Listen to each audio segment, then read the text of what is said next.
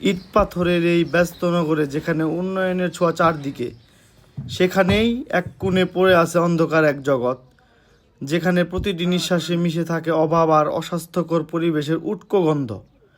আমরা আজ কথা বলছি বস্তিবাসী সেই সব মানুষদের নিয়ে, যাদের প্রতিদিনকার জীবন কাটে চরম মানবেতর অবস্থায়। এখানে সকাল হলেই শুরু হয়ে যায় পানি নেওয়ার দীর্ঘ লাইন। ড্রেনে জমে থাকা ময়লা পানি, টিউবওয়েল থেকে উঠানো আর্সেনিকযুক্ত পানি তাদের নিত্যদিনের খাবার পানীয়। কি বলছে বস্তিবাসী তাদের সেই অসুবিধার কথাগুলো? আমাদের এদিকে পানির জন্য টয়লেটের সমস্যা, গোসল করার সমস্যা, খাবার পানিতে ময়লা আসে, বৃষ্টি হলে ঘরে পানি যায়, এই সমস্যা।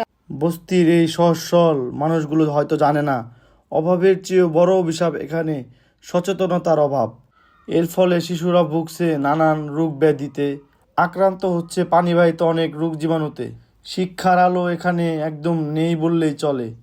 প্লাস্টিক বর্জ্য আর ময়লার স্তূপ ড্রেনগুলোকে করে তুলেছে অচল। সামান্য বৃষ্টি হলেই সেই পচা পানি ঢুকে পড়ে বসত করে।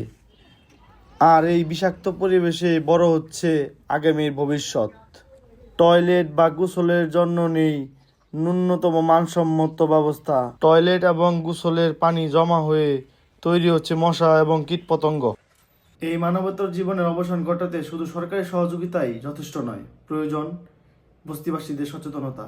নোংরা পরিবেশ ত্যাগ করে পরিষ্কার পরিচ্ছন্নতার মাধ্যমে এই সমস্যার পরিত্রাণ সম্ভব। অন্ধকার থেকে আলোর পথে ফেরার এই স্বপ্ন কি পূরণ হবে, নাকি এভাবেই থেমে যাবে হাজার মানুষের জীবন?